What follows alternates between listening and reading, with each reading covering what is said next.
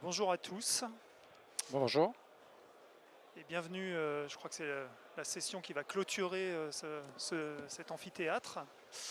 Euh, on va vous présenter une nouvelle offre Centréon qui est sortie la semaine dernière. Je m'appelle Raphaël Chauvel, je suis directeur produit et je suis accompagné de Thomas. Voilà, donc moi Thomas Arnaud, je suis au sein de la R&D en charge du développement, de l'équipe qui développe Centréon Log Management dont on va parler un peu ici. Voilà, donc on va vous présenter très rapidement Centréon parce que peut-être que vous ne nous connaissez pas. Et puis surtout, on va parler de cette nouvelle offre Centréon Log Management qui est bâtie sur le cloud Outscale. Oups. Voilà, donc Centréon, on existe depuis une vingtaine d'années. On fait de la supervision principalement des infrastructures informatiques. On a des milliers de clients et d'utilisateurs open source et on aide les équipes informatiques à garantir la disponibilité de leurs infrastructures, de leurs applications. Et notre ADN, fort de ces 20 ans d'expérience, elle est avant tout open source. On est très connu dans le milieu de l'open source, on est un membre actif. Et tout à l'heure, on parlera sans doute de OpenTelemetry et de nos contributions. C'est l'innovation aussi. Pendant ces 20 ans, on est éditeur français et avec les moyens des éditeurs français, on a fait beaucoup de choses. Vous allez avoir un aperçu de notre portefeuille produit. Et puis, on tient à ce que nos solutions soient accessibles en termes de simplicité d'utilisation, mais accessibles aussi en termes de coût. Et ça, c'est un des différenciateurs qu'on cultive et avec lequel, forcément, quand on discute de nouveaux produits avec la R&D, on s'applique à designer des solutions qui soient les moins onéreuses possibles pour nos clients, bien sûr en termes de licence, mais aussi en termes d'exploitation. Alors aujourd'hui, on est là pour parler effectivement de notre nouvelle offre, Log Management. Jusqu'à maintenant, on supervisait des métriques, on vérifiait que les CPU, les différents compteurs, indicateurs que vous pouvez imaginer étaient bien entre certains seuils. Là, on passe dans l'ère de l'observabilité. Et avec les logs, finalement, on va pouvoir résoudre plein de cas d'usage. Les logs, c'est plein d'informations. Ça peut avoir plein de formats différents. Ça peut avoir plein de données différentes aussi. Et finalement, ça reste clé quand on fait du diagnostic de panne, quand on veut analyser des comportements, etc. Sauf que le log management, souvent ça ressemble à ça. C'est-à-dire qu'on sait qu'il y a une information quelque part qui est clé pour résoudre un problème donné, mais aller la chercher, c'est un peu la rivière là. Il y a des flots de logs, il y a des logs qui sont sur tous les systèmes et qui sont éparses, et c'est très difficile d'arriver à trouver la pépite dans tout ça. Au-delà de l'hétérogénéité des logs, puisque chaque système, chaque application a des formats complètement hétéroclites.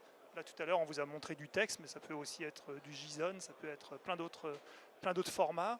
Et souvent, les développeurs mettent ce qu'ils pensent important pour eux, mais ne respectent pas forcément un standard. L'autre challenge de la centralisation des logs, c'est d'arriver à consolider effectivement toutes ces sources de logs à un endroit unique, avec deux autres challenges qui arrivent vite, c'est la scalabilité et le stockage, parce qu'en fait on parle de pétas de données qu'il faut arriver à stocker et surtout à accéder de façon rapide. Et puis il y a un axe qui est souvent oublié de l'observabilité, c'est l'axe de la gouvernance, parce que finalement, quand on parle d'un puits de log, on imagine tout de suite des scénarios techniques dans lesquels on va pousser des données dans une base de données à un endroit donné, sauf qu'on oublie souvent les aspects standardisation qui vont vraiment permettre de répondre aux cas d'usage, de corrélation, d'agrégation de données dont vous avez besoin. Et donc on a designé cette nouvelle brique de gestion des logs qui vient compléter notre offre de supervision IT et puis de supervision de l'expérience utilisateur, avec 3 cas d'usage principaux. Le premier, qui est naturel quand on pense au log, évidemment, c'est l'investigation. J'ai un problème, qu'est-ce qui a amené à ce problème? Pourquoi j'ai eu cette alerte sur ce système? Donne-moi l'historique de tout ce qui s'est passé. Ça, c'est vraiment le cas d'usage de base, j'allais dire, d'une solution de gestion de log. Le deuxième cas, c'est d'arriver à faire de la surveillance, c'est-à-dire d'anticiper, d'être proactif en analysant finalement les flux de logs qui arrivent, d'être capable de détecter des anomalies et de vous prévenir à temps quand il y a une tendance qui est mauvaise. Et puis le dernier point, c'est la conformité, avec toutes les réglementations qui peuvent exister. Il y a des obligations d'archiver des logs sur certaines durées, de pouvoir montrer à un auditeur qu'on est capable de remonter sur une log d'accès d'il y a 6 mois, etc., etc. Et ça, pareil, ça présente des challenges, ça présente des coûts en particulier. Et donc ces 3 cas d'usage, c'est ce qui a piloté finalement ce développement du log management. Alors quand on dit qu'on est souverain, c'est qu'on est souverain jusqu'au bout. Centréon, c'est un éditeur français. On a nos équipes basées en France, nos équipes support, nos équipes développement. Le produit, il est fabriqué made in France. Et on a fait le choix, il y a 1 an, de construire une solution SaaS dans le cloud Outscale. Autre acteur évidemment souverain, vous en avez entendu parler toute la journée. Et en plus de ça, de s'appuyer sur un écosystème technologique qui soit souverain aussi. Et donc typiquement au niveau de l'IA, on utilise une seule brique d'IA, un seul fournisseur IA, c'est Mistral. On s'appuie sur des briques de sécurité qui sont françaises aussi, et de facturation, etc. etc. Donc c'était une conviction forte qu'on avait quand on a lancé ce développement, c'est qu'il fallait construire une offre 100% souveraine. Et une offre SaaS, pourquoi? Parce qu'en fait, construire de l'observabilité en interne, et même si vous l'hébergez dans le cloud at scale, c'est rapidement très complexe en fait. Il faut du stockage, il faut du compute, il faut presque monitorer l'observabilité elle-même. Enfin, ça devient vraiment complexe avec des équipes derrière qui ont ces compétences. Et nous, on a dit on veut enlever tout ça de la liste des équipes informatiques pour qu'ils se concentrent sur leur métier, sur l'exploitation de la solution d'observabilité plutôt que sur l'administration de la solution d'observabilité. Donc cette offre SaaS, elle est disponible aujourd'hui. Quand on vous ouvre un compte, vous pouvez directement générer vos tokens, les implémenter dans vos agents OpenTelemetry et directement voir vos logs sans avoir eu à faire aucun dimensionnement, aucune architecture en fait, puisque c'est nous qui avons pris en charge tous ces aspects de sécurité, d'élasticité, de stockage, etc., etc. Et le dernier point, ça concerne l'accessibilité de cette offre en termes de prix. On a voulu une offre qui soit simple à comprendre. L'observabilité, ça peut avoir des multiples dimensions, une complexité dans la compréhension de la facturation, et puis des fois des débordements de ces prix. Cette offre, elle est basée sur le stockage, c'est-à-dire c'est les données utiles que vous allez stocker chez nous. Voilà. On ne vous facture pas tout ce qui est ingestion, tout ce qui est log brut, etc. Ça, on ne veut pas en entendre parler. On vous facture que ce qui est stocké d'utile sur nos systèmes. La deuxième chose, c'est qu'évidemment, en fonction de l'engagement que vous allez prendre de stockage, vous allez avoir des prix dégressifs. Et la troisième dimension, c'est la transparence. On vous donne des tableaux de bord qui vous permettent de voir quelle est votre consommation. Alors là, on a sorti l'offre la semaine dernière. Il n'y a pas encore toutes les fonctionnalités qu'on souhaite avoir dedans en termes de visibilité, mais on est en train de construire. Ça permettra de voir quelles sont les sources de données qui sont les plus coûteuses. Ça permettra de faire des analyses de tendance pour que vous puissiez être alerté quand vous atteignez certains seuils pour pouvoir faire des correctifs et maîtriser votre facture. Et je voulais terminer en parlant un petit peu du partenariat Outscale. Au-delà du partenariat technique qu'on a pu avoir avec Outscale, autour de leur technologie qu'on utilise, donc on est basé sur la technologie OKS, Kubernetes as a Service d'Outscale. On utilise aussi le OOS, donc le stockage objet d'Outscale, tout ça pour réduire les coûts aussi du log. On a aussi une collaboration commerciale qui s'est mise en place avec eux.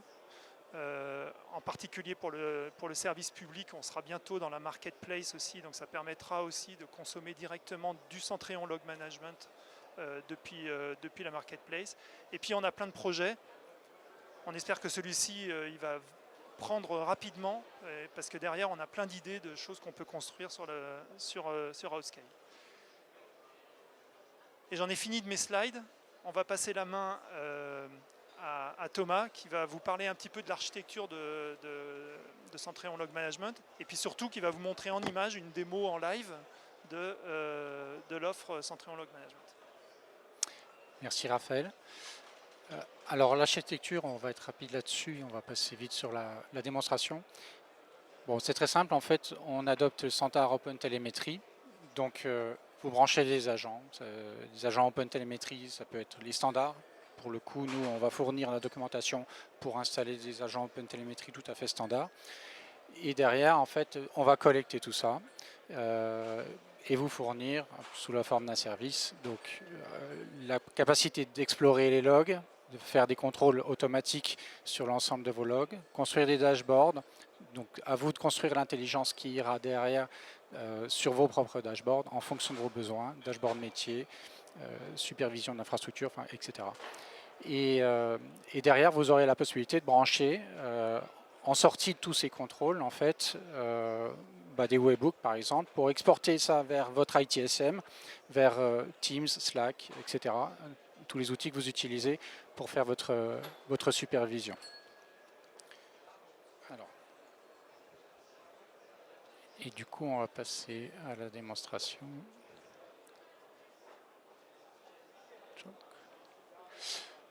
Alors, ce que vous voyez ici, c'est ce qu'on appelle le Log Explorer. C'est la brique de base, on va dire, de notre solution. Dans cet écran, donc, vous avez tout un tas de choses. Je vais présenter rapidement. Donc déjà, évidemment, les logs en elles-mêmes. Donc, on va regarder un petit peu en détail qu'est-ce que ça contient précisément. Vous avez également donc une timeline qui matérialise sur l'ensemble de la période tout le volume de logs qui sont arrivés sur votre système. Et en haut, la possibilité de sélectionner la période sur laquelle vous voulez faire de l'analyse.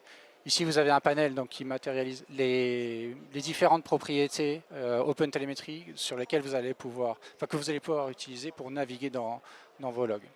Ensuite, on va pouvoir zoomer sur une ligne de log et récupérer l'ensemble des informations détaillées. Donc, toutes les rubriques OpenTelemetry notamment, le message détaillé, et on va voir également donc, le message brut tel qu'il a été émis par l'agent OpenTelemetry depuis l'infrastructure de l'utilisateur. Et donc nous, on respecte complètement la convention sémantique OpenTelemetry. L'objectif, c'est que derrière, vous puissiez faire de la corrélation, en fait. Et donc toutes ces informations là qui sont affichées, il y en a une partie qui fait partie de la convention sémantique. Bien sûr, vous pouvez rajouter vos propres personnalisations, mais l'idée, c'est que derrière, vous ayez vraiment un standard pour explorer et trouver rapidement l'information dont vous avez besoin. Ouais, effectivement, merci pour la précision. Je n'ai pas abordé la partie collecte de ces données. Effectivement, on a des agents qui sont déployés dans une infrastructure. Les logs sont structurés, elles vont contenir tout un tas d'informations, que ce soit les informations standards propres à la sémantique OpenTelemetry ou toute information contextuelle, complémentaire, qu'on voudrait pouvoir ajouter. Et une fois qu'on a ces logs, donc là j'ai mon bac complet de tous mes logs, en fait je vais vouloir filtrer, analyser tout ça. Donc je vais récupérer des propriétés par exemple, les mettre dans ma barre de recherche dans laquelle je mets ma requête. Et voilà, donc là j'ai un filtrage qui s'applique sur le service HTTPD que j'ai récupéré d'une ligne de log particulière. Je peux rajouter des propriétés supplémentaires. J'ai une aide assistée sur la saisie, donc les attributs, les valeurs, tout ce dont je dispose au sein de mon lac de données sur la time période, c'est-à-dire que les informations qui me sont proposées à la saisie là, sont toujours contextuelles au contexte dans lequel je suis. Si jamais j'avais des informations du genre des ID de session, ce genre de choses, je ne verrai pas apparaître des informations issues de la collecte de données de l'année dernière, alors que je suis sur quelque chose de récent. Un autre moyen, c'est de naviguer dans le panel avec les attributs. Donc là, on peut voir les différents attributs et les valeurs, et on peut les ajouter automatiquement dans le texte de la recherche. Un autre moyen, c'est d'utiliser ce qu'on appelle le Query Builder, donc quelque chose d'un peu plus orienté interface utilisateur, moins textuel, où on retrouve de nouveau nos attributs et nos valeurs, et on les ajoute, et on peut lancer notre recherche également à partir de là. Et enfin, un dernier moyen, donc là, on va exploiter les capacités des Large Language Model. On va faire des requêtes. Donc là, je vais lui demander de m'afficher tous les messages d'erreur. Et en fait, à partir de là, on va fabriquer la requête qui va s'afficher au-dessus, voilà, traduite automatiquement. Je peux enrichir ma requête. Donc là, c'était pour visualiser les erreurs. Et donc, bien sûr, à la fois en français, en anglais. Effectivement. Voilà. Alors, j'aurais pu laisser l'erreur. D'ailleurs, ça aurait pu être pour montrer que ça marche aussi. Donc là, je récupère uniquement les messages qui concernent le checkout. Et enfin, je vais préciser sur la période, et on va voir que ça va mettre à jour la période qui était une période custom jusqu'ici. Voilà, donc là, du coup, ça m'affiche les logs sur l'ensemble de la journée.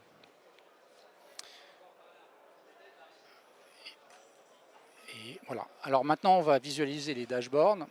Donc là, pour les gens qui connaissent Centrion, on est sur quelque chose qui est très ressemblant. Enfin, Centrion Infra Monitoring, c'est quelque chose de très ressemblant. On a la possibilité de construire ses propres dashboards. On design complètement, on met ses widgets. Les widgets peuvent être simplement des métriques en fait, calculées sur les logs. Donc ces graphes-là sont construits comme ça. Ça peut être des logs à part entière. Et on dimensionne son dashboard, donc assez classiquement comme beaucoup d'autres outils de dashboarding. Et on va pouvoir mettre effectivement un peu tout ce qu'on veut dans notre dashboard. Et après, on aura donc la possibilité de basculer automatiquement depuis les dashboards. Donc si j'ai constaté quelque chose que je trouve intéressant ou curieux et que j'ai envie d'analyser, je peux basculer automatiquement depuis le dashboard sur le Log Explorer. Voilà. Donc, et là, j'arrive avec la requête qui est dans le texte de la requête de recherche, qui correspond précisément aux données qu'il y avait dans mon dashboard, dans la widget qui était affichée à ce moment-là. Ensuite, on va pouvoir configurer des contrôles donc sur les logs. On va avoir des écrans qui nous permettront de visualiser les alertes qui ont été déclenchées sur ces contrôles. On va pouvoir configurer les notifications, donc comment mes alertes doivent être publiées auprès de mes équipes. Donc on va regarder ça. Donc là, je vais dans un contrôle qui a été déjà configuré. Voilà, j'essaie de détecter les erreurs MySQL. Je définis mes modalités de contrôle. Donc, est-ce que j'observe un nombre de logs, tout simplement, à quelle fréquence, quelle est la requête que je vais exécuter, et ensuite, quelles sont les conditions d'alerte. Donc là, je vais dire que je vais calculer un statut. Le résultat pourra être warning, critical. Donc, par défaut, ce sera OK, en fonction de seuil franchi. Sur le nombre qui va être retourné par la requête qui a été fournie juste avant. Et enfin, donc, les notifications. Donc c'est là que on va définir comment cette alerte va être traitée. Donc ça va potentiellement envoyer un message dans Slack, là, manifestement. Et ça pourrait être un webhook vers PagerDuty ou je ne sais quoi. Sachant que ça, c'est la méthode classique de créer des alertes, mais on aura aussi d'ici quelques semaines la partie détection d'anomalies qui va faire ça de façon complètement automatisée en fait. Donc là, on va voir rapidement un formulaire de channel dans lequel effectivement on a notre JSON qui permet de véhiculer. Alors c'est un webhook, ça peut être une intégration, quelque chose de plus précis, mais là on fournit juste le payload HTTP. Et je suis au bout de, je pense, cette partie-là. Je vais rapidement présenter également une autre. Voilà, alors les administrations, là il me reste plus beaucoup de temps, je voulais montrer quand même quelque chose d'autre. Donc une autre fonctionnalité qui est dans cette vidéo-là. Donc ça c'est en fait le log summary. Le principe c'est de dire que vous avez une palanquée de logs à disposition et vous voulez un résumé de tout ça pour savoir en synthèse qu'est-ce qui s'est passé. Donc également une feature basée sur de l'IA. Donc ça agrège en fait l'ensemble des logs qu'il y a eu sur la période et ça vous reconstruit un rapport synthétique. Donc vous voyez le résumé de tout ce qui a été, de ce qui a été servi de significatif, service par service, les causes routes probables et puis les suggestions de résolution. Qu'est-ce que vous pouvez faire à partir de là pour potentiellement résoudre le problème. Il est 16h20 et j'ai fini la démo. Je ne sais pas si tu veux rajouter un mot, Raphaël. Merci Thomas. Est-ce qu'il y a des questions dans l'assistance? Bon, en tout cas, on est disponible. On a un stand. Si vous voulez avoir une démo plus en détail, on sera à votre disposition. Merci beaucoup. Merci.